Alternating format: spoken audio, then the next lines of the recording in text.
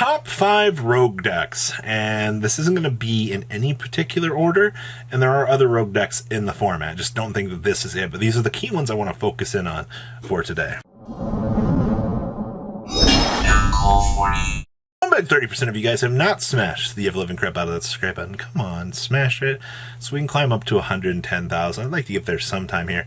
Number 1 on the list here is going to be ABC. It's not easy as 1, 2, 3. You're like, wait, what? So, Adventure Package goes great in my ABC deck.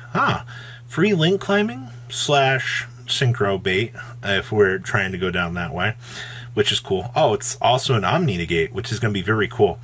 And then you get access to Regulux, which can equip your pieces from the graveyard, which I think you can end on Scythelock with Hauk Dagda, Adventure Package, Regulux fully loaded up with that. And you're like, what? How do you do that? Well, you got to see Union Hanger, all right? If you see Union Hanger, you are off to the races, ladies and gentlemen. I have watched Tintin play this deck just in terms of like combo building and having fun on the side. I've watched a good hour or 2 of just play testing hands with this deck. And it amazes me how crazy this deck can go.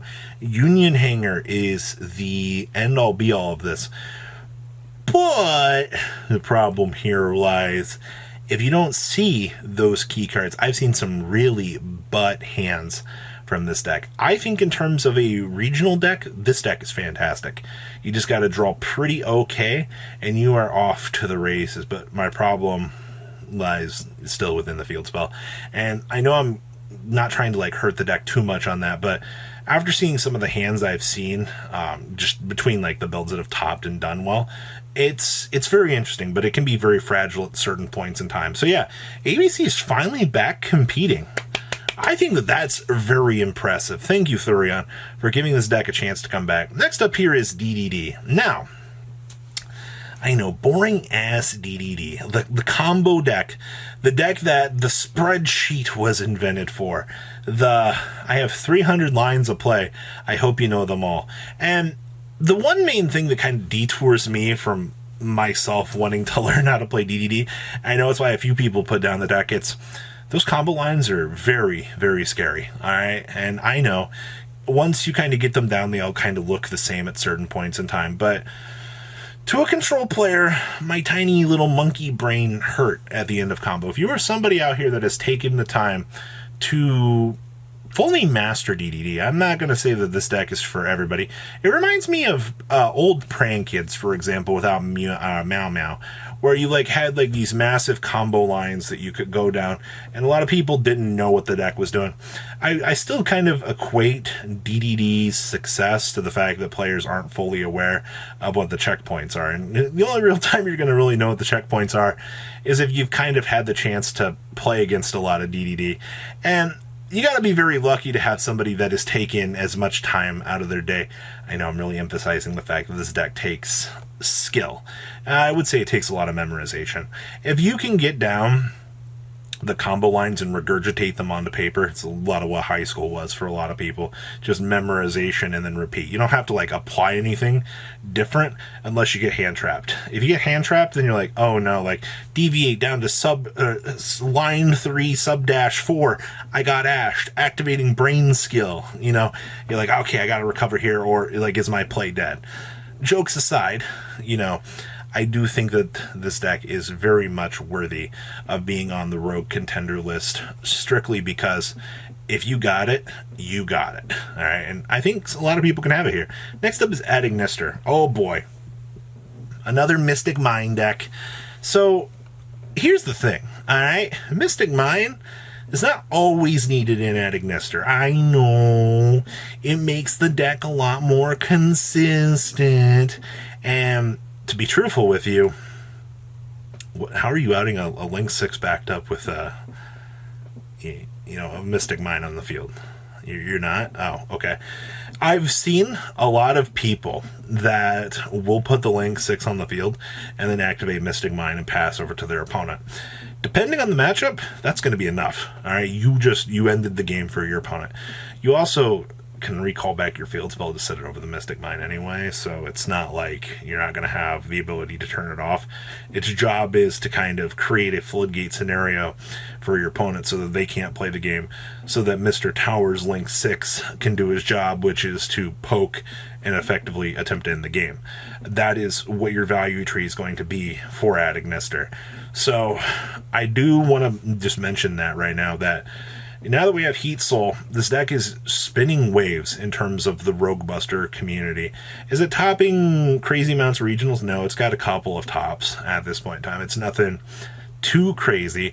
But like I said, at the end of the day, Mystic Mine plus, adding this. We've seen this deck in Japan. Japan loves this deck as like it's Rogue 1 out of 1 format deck. Like, if you're not prepared with the appropriate hand traps, also... there's not a lot of Nibiru right now.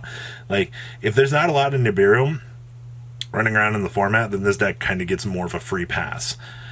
And if there is more Nibiru in the format, well, this deck kind of gets checked. But I do think in terms of how the format is settling up right now, that this is doing pretty all right in terms of the Rogue Buster category. So keep it up, Agnister. Next up here is Dino Morphe, or cool Dino DNA control.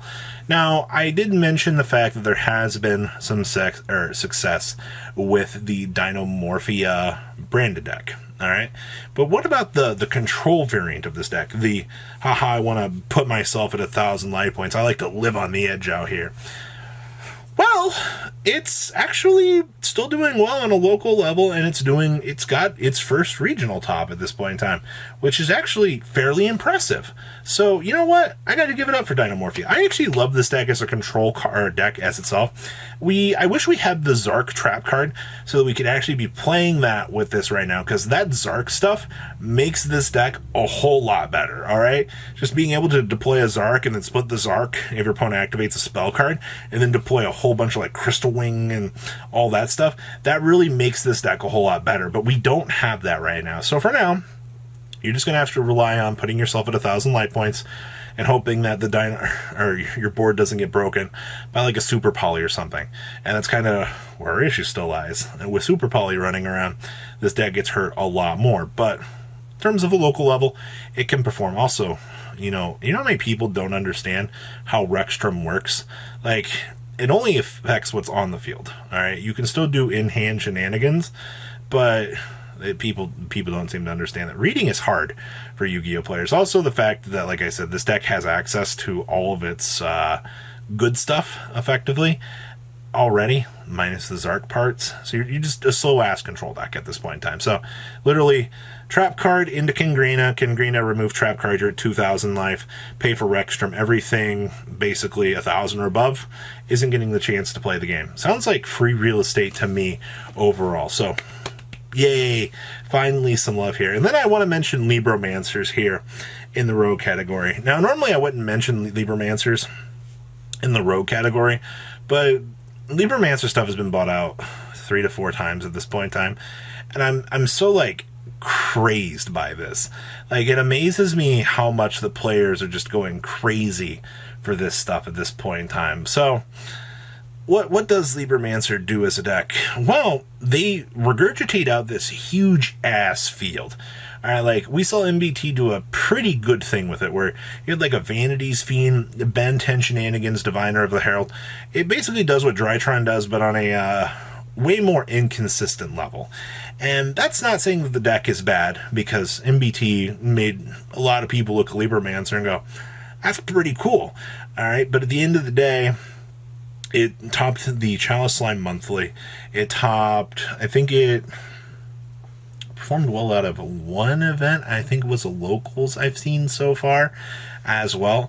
But this deck is kind of making strides, but I don't think that it's enough to make it onto the regional scene just yet. But with that being said, it is definitely something to keep an eye on overall. So what do you guys think about your Rogue contenders for this format? This format has a lot of very cool stuff going on in the background. Rogue has never looked better, in my opinion, as of right now. And I think it's one of the coolest things about right now is Rogue getting the chance to shine.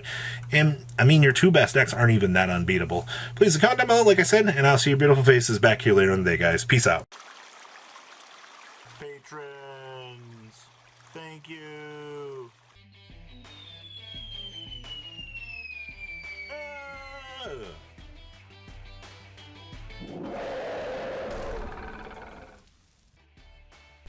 Thank you so much for watching. Check out these other videos.